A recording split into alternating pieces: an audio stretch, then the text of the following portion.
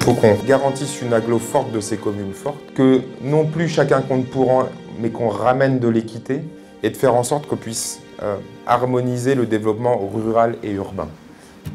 C'était très important de faire ce tour et de voir en fait les réalisations, d'avoir du concret sur les actions de l'agglomération et notamment en fait sur cette dotation ruralité.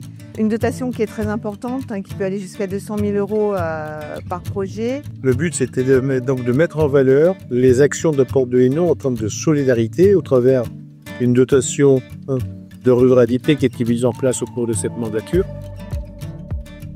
Pour que cette dotation de ruralité donne une visibilité de la co-construction avec l'agglo et de la coélaboration avec l'agglo, et donc on soit sur des choses structurantes et ou qui répondent aussi aux défis qui sont les nôtres, nos défis contemporains en matière de transition énergétique, en matière d'aménagement du territoire et en matière de services publics au profit des habitants.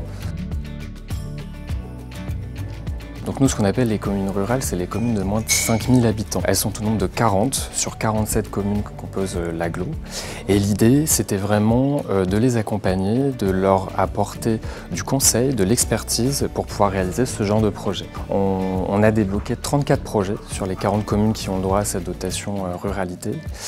Et ces 34 projets sont des projets assez vertueux. On est sur la requalification de voiries, on est sur la création de nouveaux espaces à destination de la population. Ici, on est dans la restauration, la nouvelle restauration scolaire de la ville de Nyons-Fosse.